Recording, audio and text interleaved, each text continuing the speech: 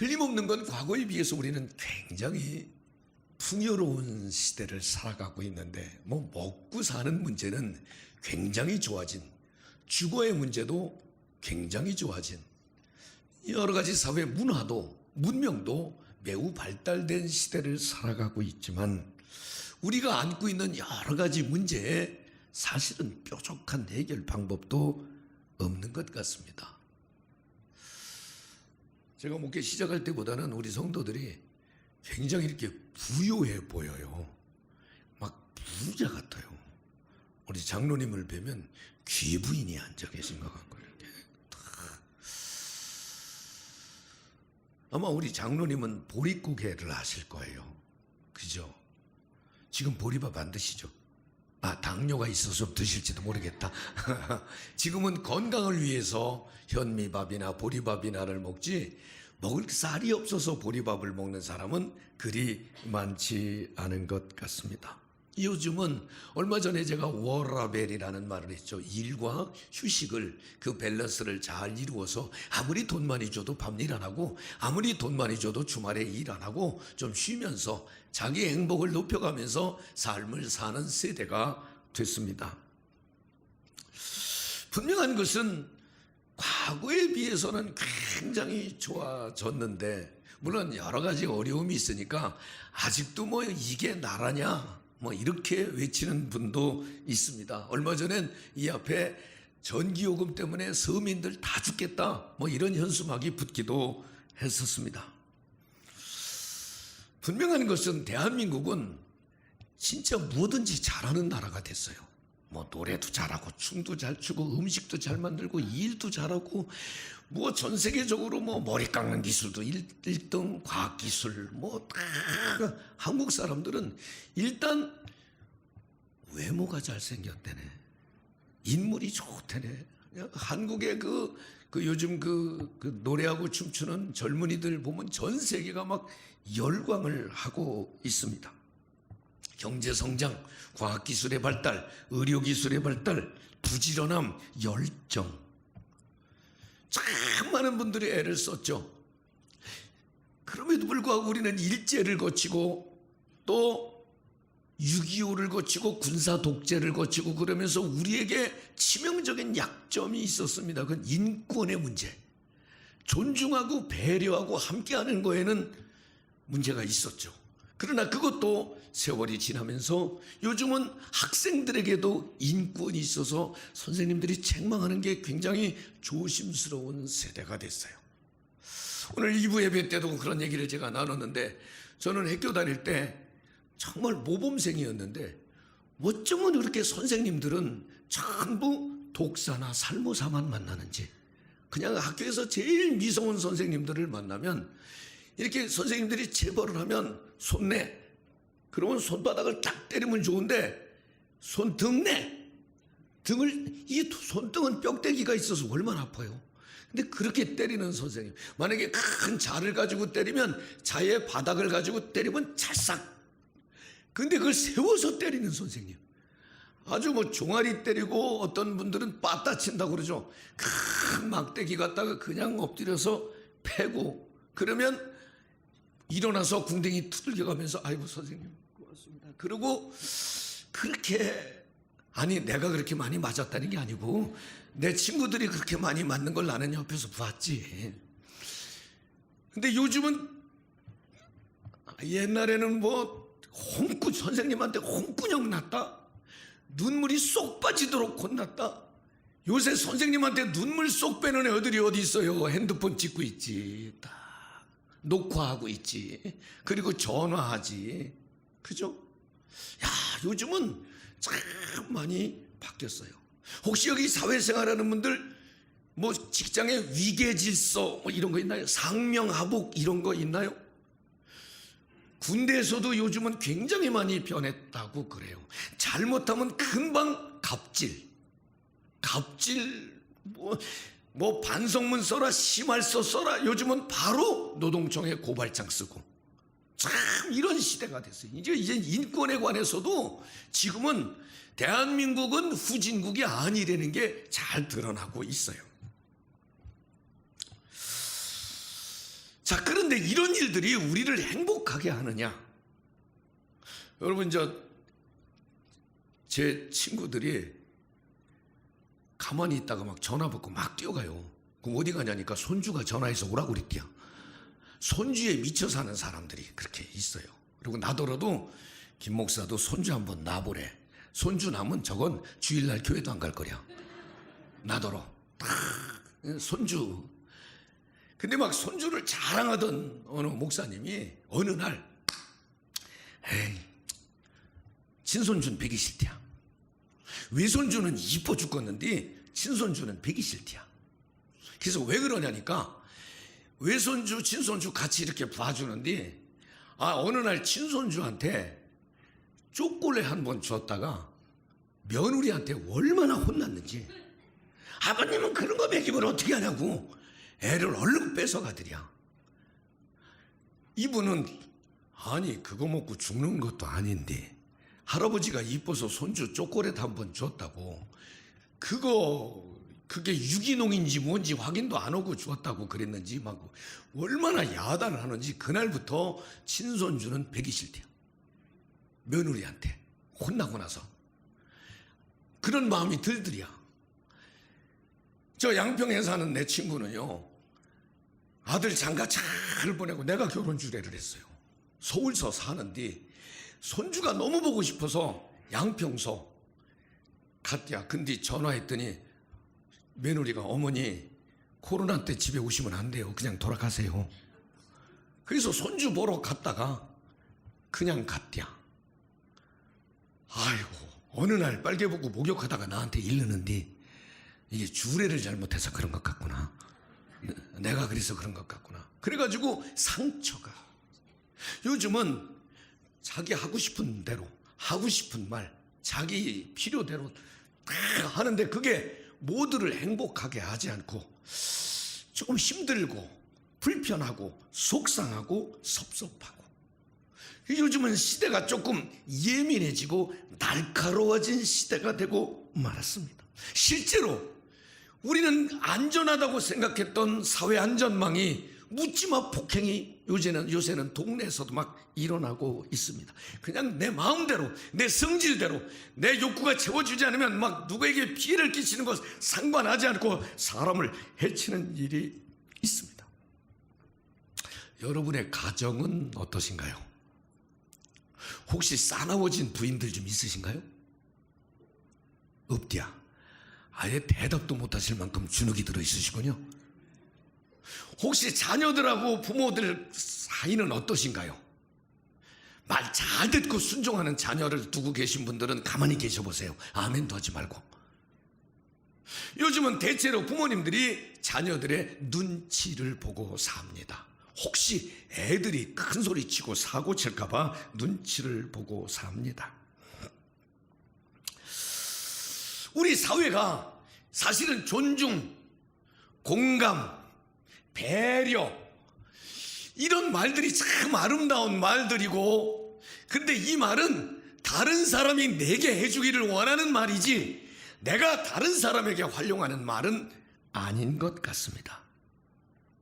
자, 오늘 여러분 너무 불쾌하게 듣지 마시고, 오늘 저는 여러분들에게 오늘이 행복한 날이 되기를 원하고 좋은 날이 되기를 원해서 행복한 날과 좋은 날을 만들며 살 수 있는 방법은 어떨까?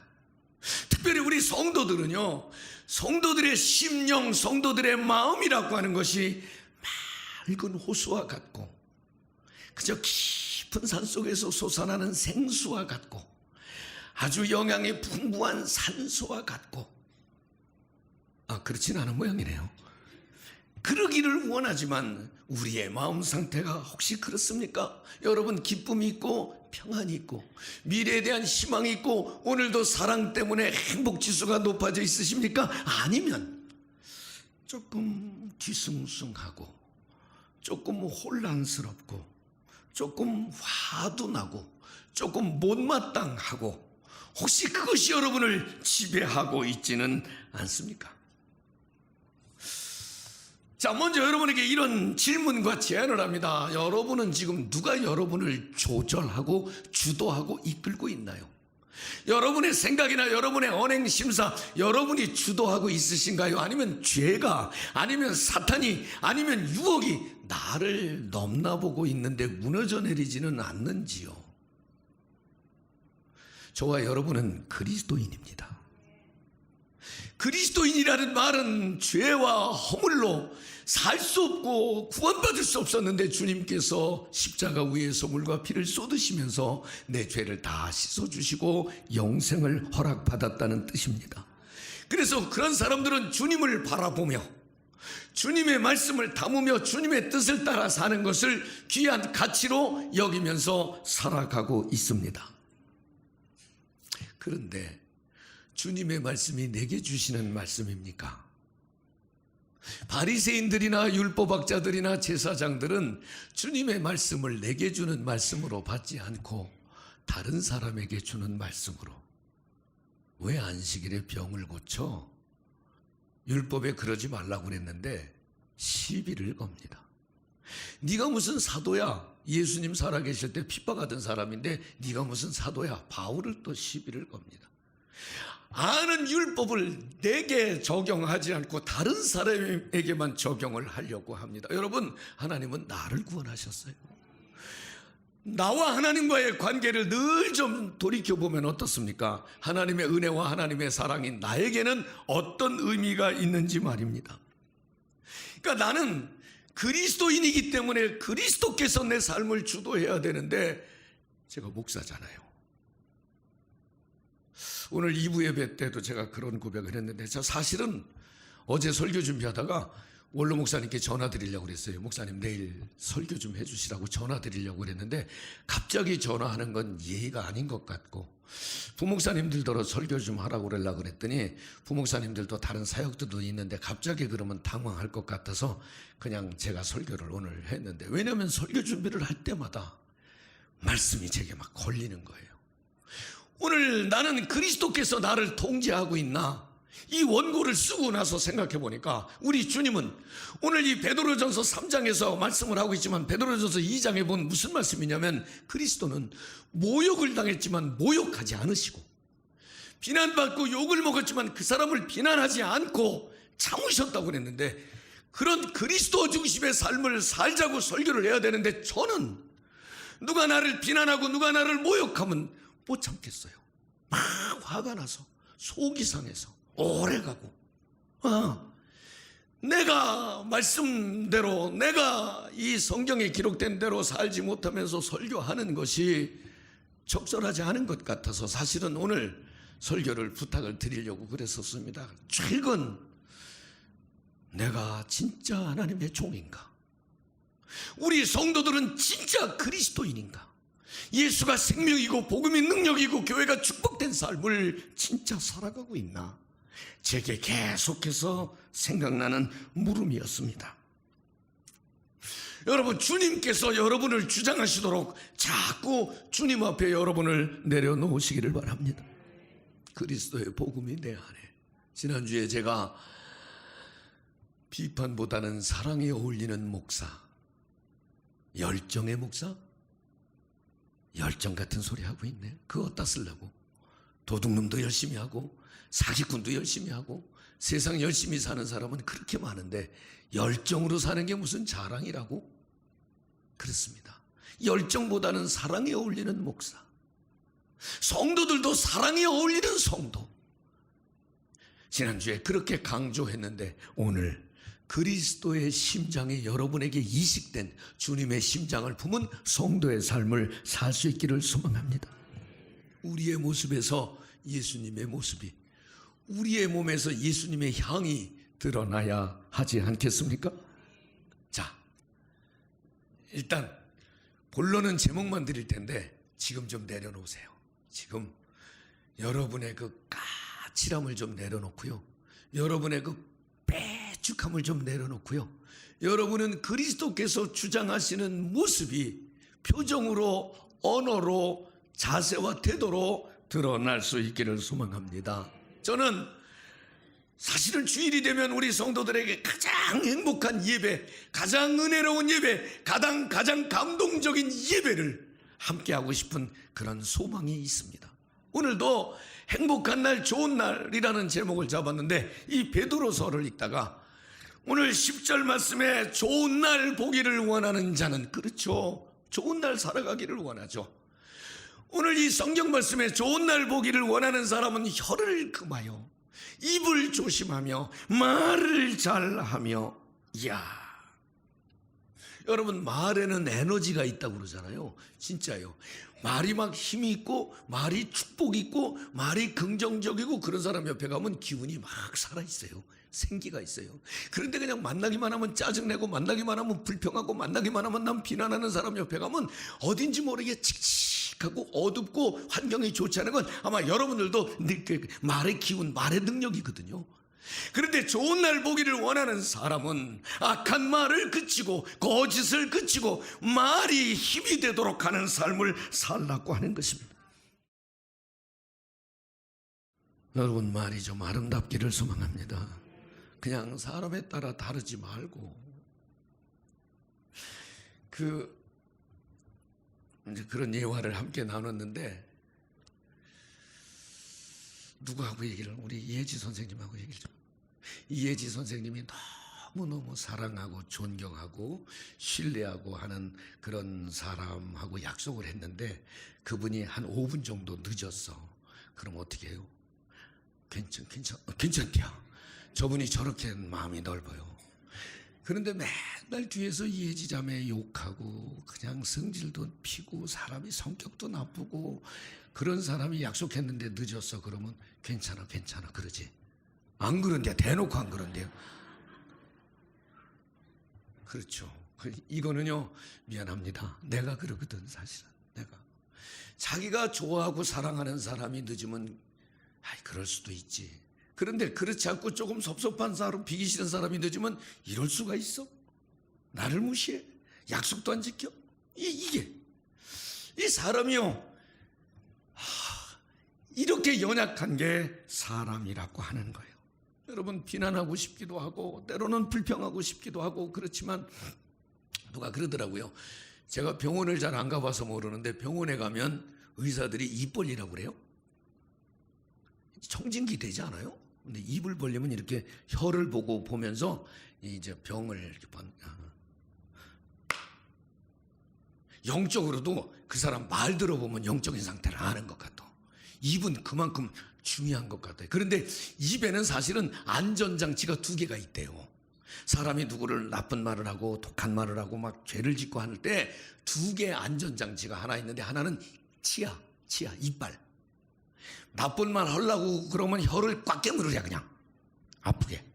그러면 안 된대. 근데 나처럼 이빨이 뻗어져서 깨물어도 말이 새 나오면 그 다음에 입술을 꾹 닫으랴. 그러면 안전장치가 2개나 있다고 그래요. 말이 중요하기 때문에 그런 얘기들을 만들어내는 분들이 있는 것 같습니다. 여러분, 유명한 설교가 중에 이런 설교를 했다고 그래요. 여러분, 화가 나면 그냥 열심히 얘기하십시오. 화나는 걸 다 풀어보십시오. 그러면 평생을 두고 후회할 명연설이 남을 것입니다. 평생을 두고 후회할 일이 남는다는 거예요. 제가 예수님을 닮자고 그랬잖아요. 예수님은 가장 억울할 때 침묵하셨어. 가장 속상하고 배신당할 때 침묵하셨어. 꼭 하고 싶은 말이 있으면 꼭 참는, 말로 인한 복이 여러분에게 있기를 소망합니다. 11절에 악을 멀리하고 착한 일을 하라. 여러분, 사람이 나쁘면 어디까지 나빠질 수 있을 것 같아요? 유다에게 예수를 팔려는 생각을 마귀가 넣었다고 그랬어요. 악한 마귀는 우는 사자같이 삼킬 자를 찾아 두루 헤매고 있다고 그랬어요. 사탄에게 영향받으면은요, 누구라도 용쓰는 재주 없다고 하는 것입니다. 사실은 그래서 영적으로 힘이 떨어지지 않도록 말씀 묵상하고 기도하고 자꾸 자기 신을 돌아보는 일이 중요한 거 아니겠습니까? 오늘 악을 멀리하고 착한 일을 하라. 오늘 우리가 읽은 성경은 12절까지인데 13절 말씀에 보면은요, 이런 말씀이 있습니다. 너희가 열심으로 선을 행하면 누가 너희를 해하리요. 열심으로 선을 행하면, 그런데 열심으로 선을 행하면이라는 말이 이 13절 말씀 영어 성경에 이렇게 돼 있어요. Who is gonna harm you if you are eager to do good? If you are eager to do good. 여기 eager라는 말, 패션이라는 말, 열정, 열심이라는 말입니다. 열심으로 선한 일을 네가 행한다면 그러는데, 여기서는 갈급함, 사모함, 간절함이라는 뜻이 있습니다. 간절함으로, 갈급함으로, 사모함으로 열심히 살면 누가 너희를 해치겠느냐? 여러분, 우리는 죄의, 악의, 사탄에게 노출될까봐 걱정하지 말고 선한 일, 의로운 일, 복된 일에 열심을 내면 하나님이 지켜주신다는 거예요. 죄는요, 불의는요, 고난은요, 기다리지도 않았는데 손님처럼 쑥 우리 앞에 나타날 때가 있습니다. 당황할 때가 있습니다. 그러나 그때에 선으로 그리스도의 심장을 다른 하나님의 백성의 모습으로 대하면 하나님이 도우신다고 하는 것입니다. 옳은 일을 하다가 고난을 받으면 하나님이 상 주신다. 오늘 14절 말씀입니다. 그러기에 너희는 근심하지도 말고 두려워하지도 말라. 저는 지난주에 사랑에 어울리는 성도, 이번 주간에는 맑은 눈빛이 어울리는 성도, 선한 일이 어울리는 성도 한번 도전해 보시기를 소망합니다. 오늘 이 말씀 결론입니다. 오늘 읽은 건 8절부터 12절이지만 이 말씀 앞에 보면 갑자기 아내들아, 결혼식장도 아니고 남편에게 순종하라, 남편들아 아내들을 귀하게 여기라, 이런 얘기를 하고 있습니다. 아름다운 아내가 되기 위해서 단장을 하는데 의복으로, 금, 은, 보석으로, 그것보다 더 중요한 것은 온유함으로, 안정한 심령으로 단장을 하라. 외모를 가꾸는 것 못지않게 내면을 아름답게 하는 것이 중요하다고 하는 것입니다. 그러면서 사라를 들었어요. 사라를 예를 들었어. 근데 왜 예를 들었냐면, 사라가 그렇게 아브라함을 잘 섬겨서 복을 받았는데 사라는 남편을 주님이라고 그랬대요. 우리 한번 부부가 같이 온 분들 옆에 분에게 한번 해보세요. 주님. 아이고 간지러 죽겠네. 주님. 그만큼 신뢰하고 우리 저 주월영 권사님 갑자기 막 은혜가 됐어 지금. 그죠? 여러분, 겉도 중요하지만 제가 한 분을 소개할게요. 며느리들한테 2주에 한 번씩 가계부를 검사를 하는 시어머니, 콩나물 값은 적절한지, 두부 값은 적절한지, 애들 학용품은 잘 사는지, 이렇게 가계부를 검사하던 시어머니, 그분이 결혼식을 할 때, 결혼식 하면 드레스도 있고 또 양장도 있고 그러잖아요. 정장을 입었는데 그 결혼식 때 입은 정장을 50년 동안 입었대요. 이야, 50년 동안 입은 이 시어머니, 유언할 때 나를 위해서는 꽃 한 송이도 장례식 때 쓰지 마라, 아껴라, 꽃도 놓지 마라. 오유. 이분은 아주 그 전략해서 사는 걸 며느리들 자식들한테 가르쳐 줬는데, 세수 헌물로 머리 감아라, 머리 감은 물로 빨래해라, 빨래한 물로 걸레 빨아라, 걸레 빤 물로 화단해 줘라. 이야, 그렇게 1달러도 황금처럼 여기라. 이 아줌마가 누구냐면 프란체스카 여사, 이승만 대통령의 부인이었다고 그래요.